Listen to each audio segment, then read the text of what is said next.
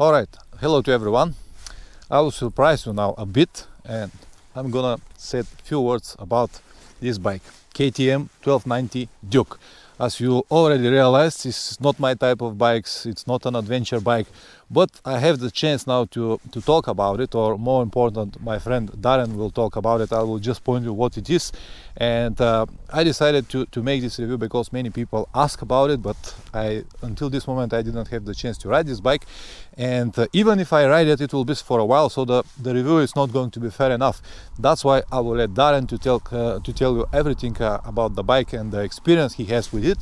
But let me give you some basic specs, which is it is a 1290cc. It is one of the most powerful bikes of this type of bikes, or like naked bike or Duke or whatever you want to name it. And it has a V-twin, about 170 horsepower on about 180-90 kilos, yeah, something like that. So it's a really powerful motorcycle. It has very good WP suspension, as you can see. Upside down forks, adjustable from the top, the same with the shock, adjustable shock. So the suspension is great, as we expect from KTM. There's nothing like it. And this is actually, this bike it has a lot of modifications, like this carbon cover here and this cover here. So this is not a stock, just to let you know. So actually he modified everything. Here's also a Krapovic, which is a big deal, as you already know. So let me first sit on bike just to have an idea how it's sweet to me. I am 185, little above 6 feet, so I have a flat feet on the ground. It is actually it's very comfortable. I have to admit that it's very comfortable. It's almost perfect for me, yeah, if we consider that it's just bike for fun. But the position is very good, and yeah, if you come here, please, to show the dashboard.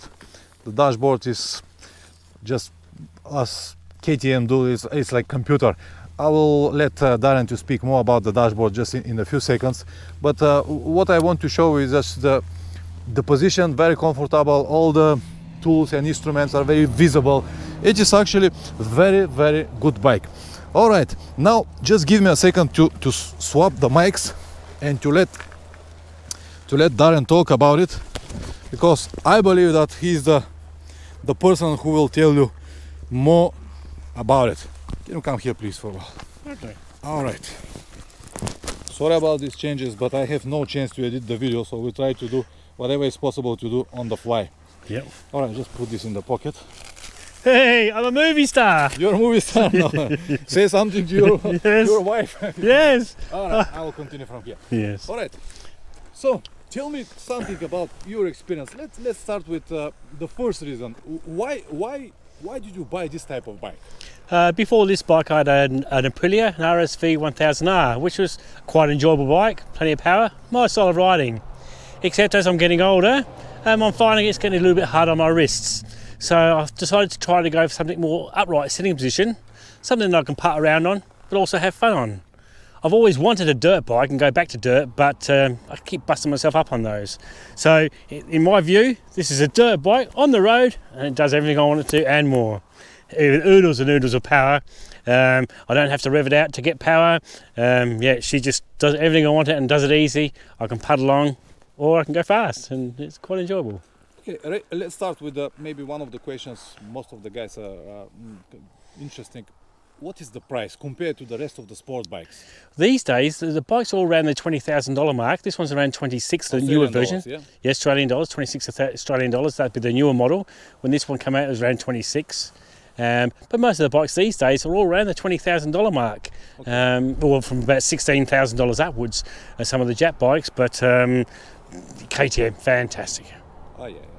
You're a big fan of KTM, man. I wasn't before, to be honest with you, because I've seen dirt bikes do jumps and they snap the head stem right off the bikes, but they were still good bikes. And I wanted the Aprilia 2Uno, to be honest with you, the factory, but they didn't have a dealer over here. So I took this for a ride. I didn't want to get back on my old bike. After half-hour riding on it, yeah, I loved it. Fell in love straight away, had to have it. Ready to race, huh? Yeah, well, not ready to race, but you could very well do if you had talent, yes. All right. Few words about suspension. Suspension, it's very basic suspension. It works quite well. There's no preload adjustment, so that's a bit of a disadvantage. and it was all handling quite well until I took it to the track, then realised it's very soft.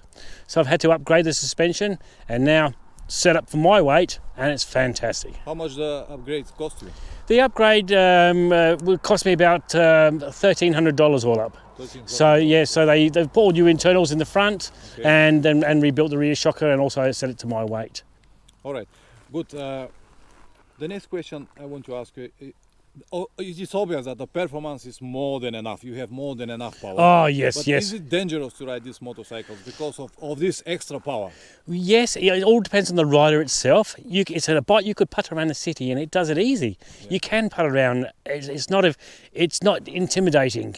Anybody can get on and ride it. It's just you just control your wrist and don't be snappy with it, and it does it easy.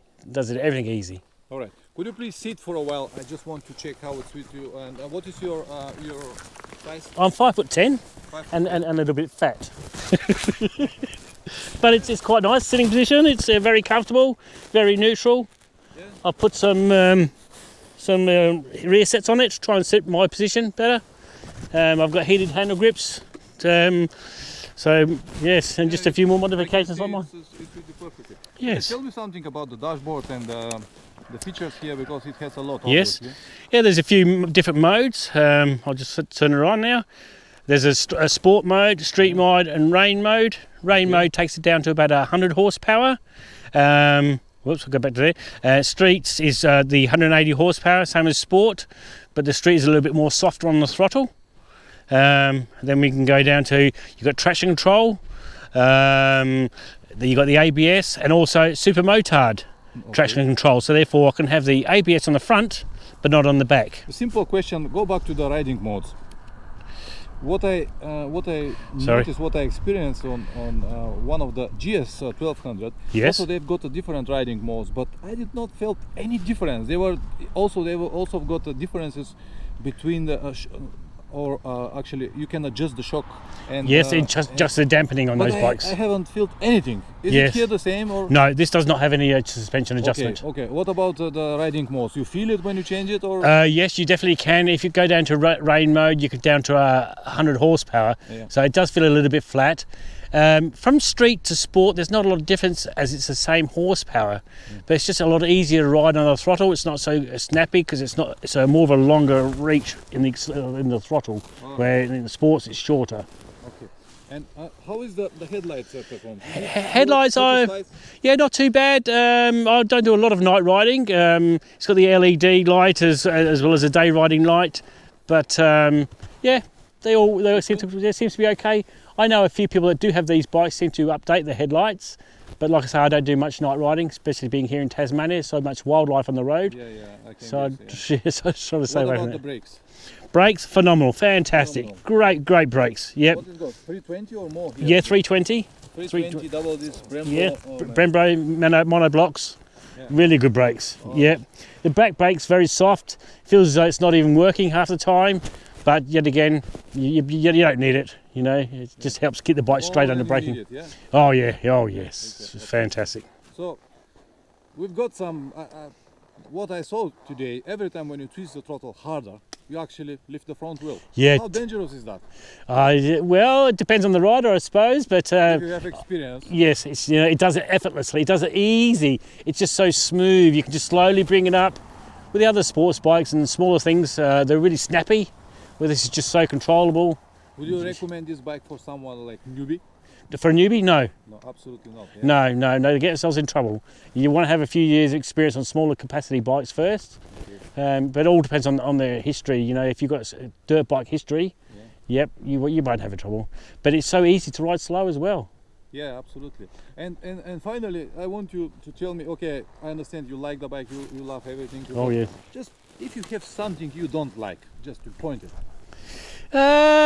Well, Or something who could be improved or changed. maybe a different colour schemes, not just the 1 or 2 colour schemes. Other than that, mechanically it does. I found it a little bit snatchy at first, but I got the air induction taken off of the airbox, and that smoothed it all out. It used to backfire quite a lot. Originally I didn't mind the backfiring all the time, but then it just got too much. So once I got that disconnected, much nicer, much easier to ride as well. All right. right? Yes. Other than that, she does everything well. Yeah, I can't complain with it, to be honest with you. It's Absolutely. yeah. This is the most important. To Yes. like your bike and to be happy with your purchase and enjoy it every time when you got this chance. Yes, yes. All right, guys, just to remind you that actually Darren is the guy who lent me his hotel room or motel room last night. So if you want to go and check in the description below, I will leave the details of his hotel. If you plan to visit Tasmania, it's a good opportunity to meet him, speak with him about the bikes and have a good place to sleep. And also he can guide you and point to very interesting things in this area. So this, I'm very helpful of this. I hope this video will help you. Thank you very much. No problem at all. Thank you. Very much. And don't forget to subscribe because a lot of interesting videos are about to come. See you next time. Ciao.